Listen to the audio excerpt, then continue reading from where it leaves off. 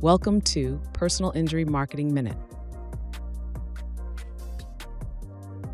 Welcome to the Personal Injury Marketing Minute, where we quickly cover the hot topics in the legal marketing world. I'm your host, Lindsey Busfield, the Vice President and Partner at Optimize My Firm. Today, I'm joined by Tim McKey, the CEO of Vista Consulting, a firm that works with plaintiff law firms to help improve operations, profitability, growth strategy, and long-term business performance. Tim has spent years helping firms think more strategically about how they operate and where the industry is headed. Today, we're talking about MSOs, changing market dynamics in personal injury space, and the choices law firm owners may need to make as the business side of the industry continues to evolve. Thank you much, sir, for joining us today, Tim. It's such a pleasure to have you here. Thank you. Honored to be here. So, Tim, to get us started, let's just have a high-level conversation about what MSOs are. Okay, an MSO. First of all, I'm an anti-acronym usually. So MSO is Managed Service Organization.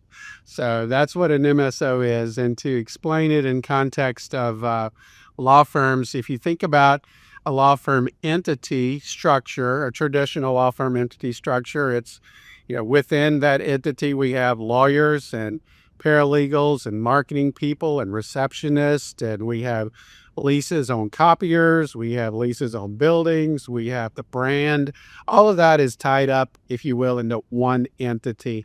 And let's just call that the law firm entity. But in what an MSO structure and how it affects the law firm industry today is all of the things that I mentioned, but for the lawyers are, I'm going to use a tax term here, spun out or taken out of that law firm entity and put into another entity called a managed service organization. So if you think about it, we've got a law firm now that has only lawyers, one entity, another entity that is the managed service organization, the MSO, which houses all of the other people that are non-lawyers, all the support team. It has the leases. It has actually licensed, in most cases, the brand of that law firm into the MSO. And then the MSO leases all of those services back to the law firm. And the law firm pays the MSO a lease payment. So that is a very quick and simple explanation of what an MSO is. It is this entity that houses all of this stuff and people that service that particular law firm. So how did it? You did great. That actually explained it in a way that I would understand it if I didn't know what an MSO was. So great job breaking that down. And MSOs are relatively new to plaintiff firms, right? They are.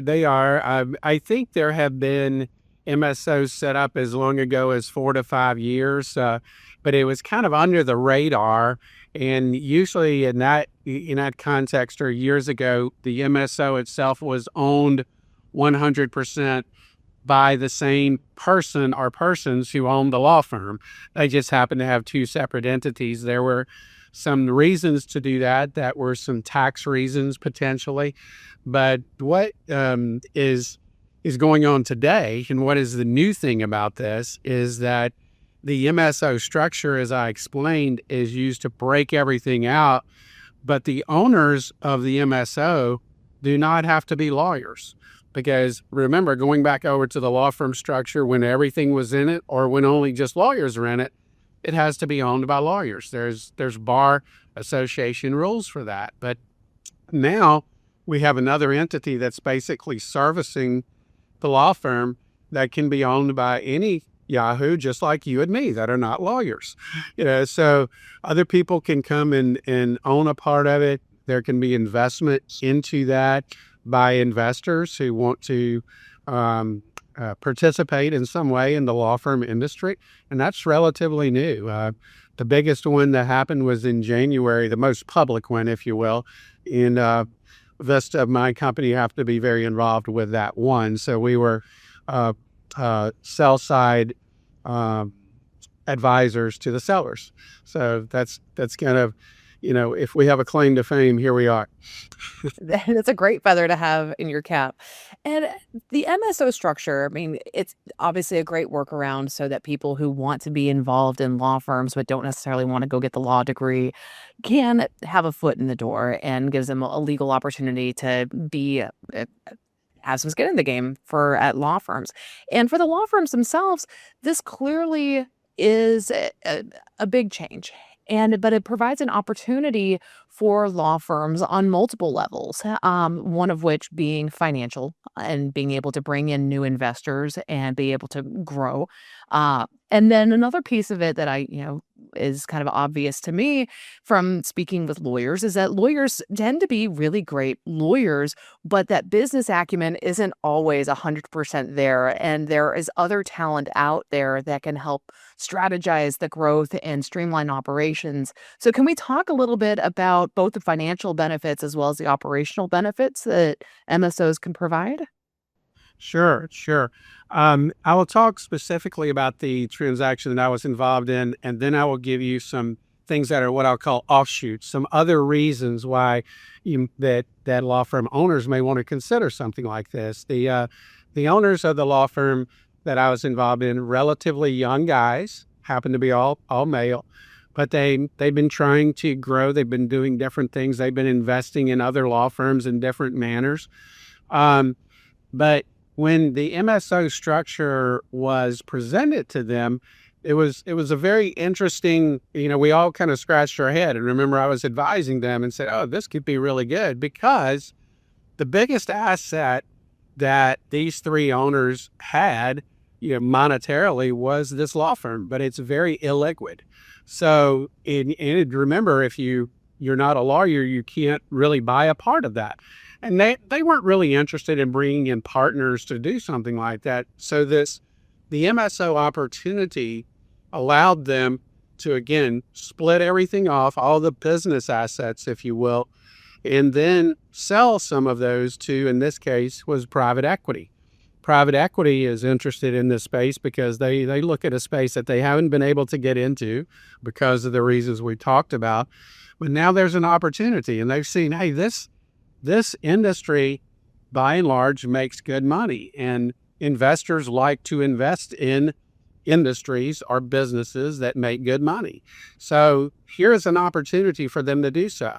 So the owners of this were able to, I call it de-risk, or take some chips off the table, if you will, by setting up the MSO and then selling a part of it. So they got some money, which is great. But they also now have an opportunity to acquire other law firms through this private equity, bring those firms under the firm's operations, not the firm, but the firm's operations under the MSO. And all of a sudden, we've got a real tool that can spur growth. And it's being financed, if you will, by investors. And that's their job. And the investors also may bring, additional management expertise, additional things that the law firm has not been able to acquire in and of itself. So that was kind of the outlook for the transaction I've been involved in. But there are others that we're now talking about where, hey, we want to grow our firm. Here is a methodology that, whether we take on outside investors or not, we can have another entity that can allow us to bring in other managers that may have equity or ownership in that entity.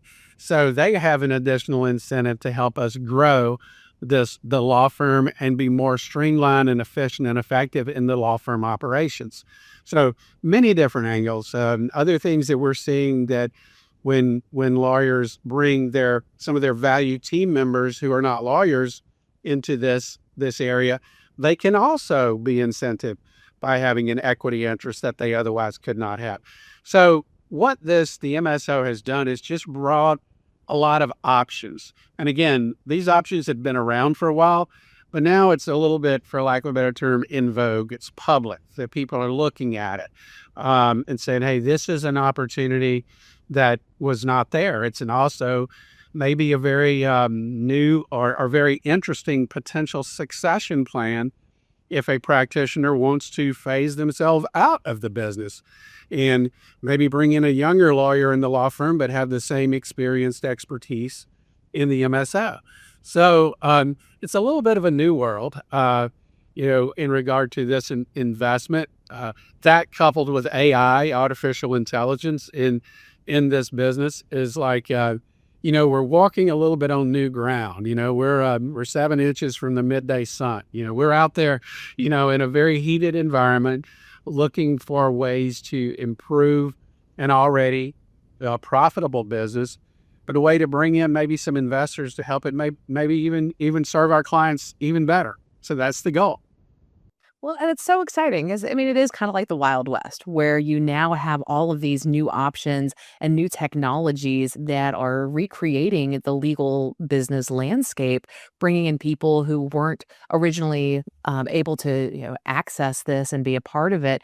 But now you're able to bring in so much more money and expertise and form partnerships that otherwise wouldn't have been able to be formed. And for the law firms that are involved in that, that's very exciting. But I'm sure that on the other side of it, there are some, voices that are a little bit more apprehensive and hesitant. Can you speak to some of the feedback that we're getting on that side as well? Certainly, and I'll bring up something that we probably have all experienced. Private equity, probably 15, 20 years ago, got involved in the medical industry where they were buying doctors' practices and setting up something similar as an operational entity for doctors. And what we have seen there, and not in all areas, but by and large, we've seen, I will say, a degradation of the service in the doctor's area. They don't talk to us as long, et cetera, et cetera. And it's easy to pin the problem. Hey, the investors are looking to just make money now. I'm not going to buy into 100% that's we still have to provide a high quality, healthcare service and all that. But sometimes it does feel a little rushed. It does feel like, hey, they're shuffling us through. So there are naysayers when private equity or investment starts to look into any industry. And obviously we're talking about the plaintiff law firm world. Hey, is this going to become profits over plaintiffs, profits over clients? From what I've seen, and again, I've only been involved very deeply with one, that could not be further from what the objective is. It's to provide better management so we can actually serve more and serve them better, to be able to market better, to be able to hire the right teams to help move cases through even better. All the strategy, all the legal part of this still remains 100% with lawyers. The MSO cannot control those lawyers, nor do they really want to. And the investors, at least the ones I've been involved with, that's not their objective at all either. They want to see a mechanism where we can bring even better service to more by using the same brand potentially, or the same systems and processes. So, it's really kind of an objective of mine.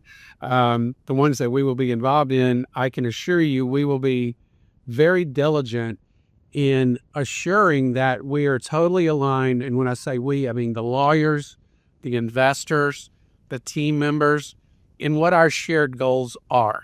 And if we could get that right, Lindsey, I really believe we can the tide there can raise all the ships. We can serve more. We can serve them better with better systems and processes. Again, it's the same lawyers. We're going to have the same legal expertise, et cetera.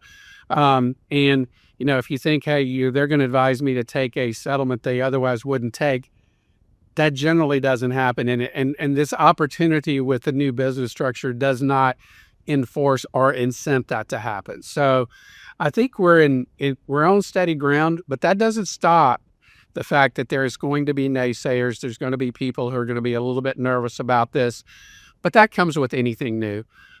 With anything new, we're skeptical, and it needs to be proven to be better. If you're going to build a mousetrap, let's build a better one. So we're doing our best to do that.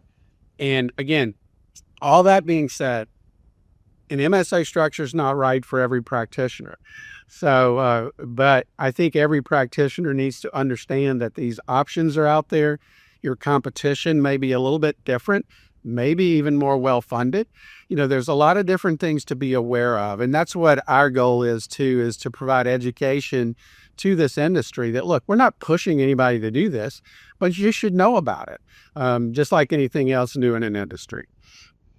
Well, and at the end of the day, a law firm is a business and it needs to be run as a business, especially those pieces of the law firm that the MSO is now managing, where your intake team needs to be run efficiently, your CRM needs to be run efficiently. Like every piece of this that is separate from the actual legal practice, if there are inefficiencies in there, bringing in the expertise and the funding to make that work better only serves your clients better. If you are still the same great lawyer who is providing the same great service, then the rising tide raises all ships. And I think that there is an important difference to note between MSOs with law firms as opposed to healthcare providers, where healthcare providers, the consumer only has so many options based on their insurance company, and they have to select somebody who is within their network. Whereas when it comes to law firms in any city, the legal landscape is only getting more competitive because there are more options out there. And if a law firm using an MSO is now providing really crappy service, they can go somewhere else. I agree. That's a great observation. We truly believe that we're going to be able to help the new MSOs as they acquire additional firms to reach some economies of scale. In other words, they're going to be able to get better buys on different things, which will translate into hopefully more profitability for the law firms, better settlements for their clients. And I'll go back to something that you alluded to.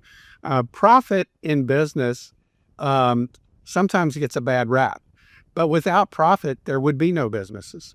Again, anything to excess can be a problem, right? But businesses have to be profitable. They need to be as streamlined as they can possibly be. They need to deliver the services that the consumer wants. And this MSO structure, I believe, will strengthen all of those things. And I think that it definitely has the capability to do that.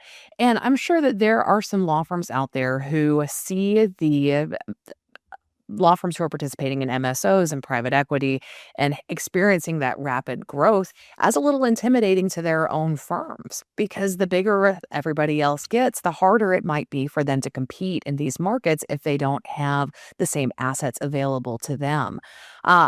And so what would you say to law firms who are choosing to stay apart from MSOs or private equity as they are trying to compete in these markets?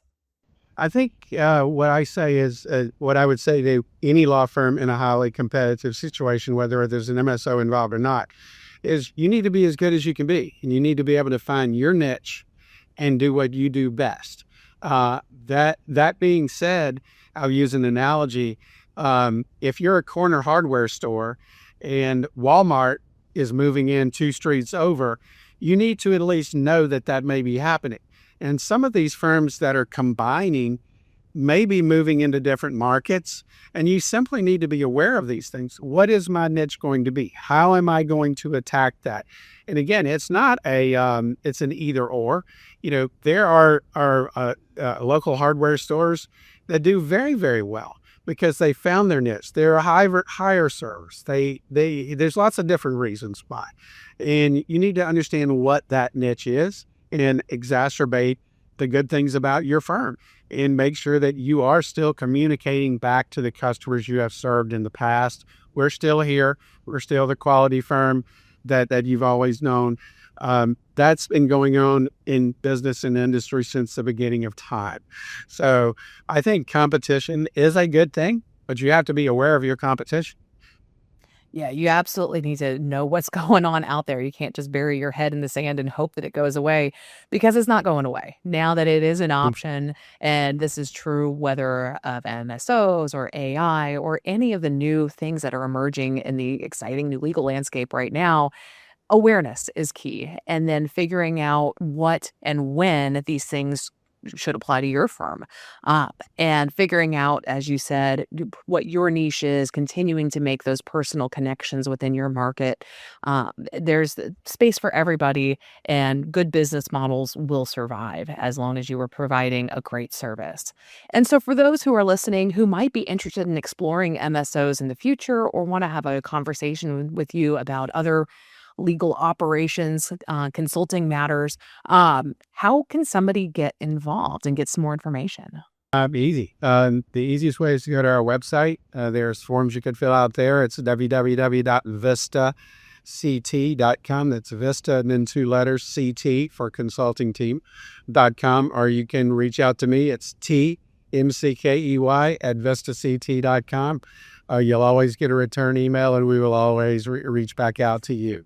Well, thank you so much, Tim. It has been an absolute pleasure having you on the show. Thank you for explaining all of this in words that I can understand, and that's so helpful for attorneys listening to really have a good grasp on what is happening in the market. And that's going to wrap up this episode of the Personal Injury Marketing Minute. If you want to learn more about Tim and Vista Consulting, we'll put all of that in our show notes. And if you're a personal injury firm thinking about growth strategy and operations and long-term business planning, please reach out to me at lindsey@optimizemyfirm.com. Thank you so much for listening, and be sure to like and subscribe and do all the things that you're supposed to do so you don't miss an episode. And once again, Tim, thank you so much for being on the show. It's been an absolute pleasure having you here. We're honored to be here. Thank you so much. Thanks for watching. Be sure to hit that like and subscribe button and leave us a review in the comments.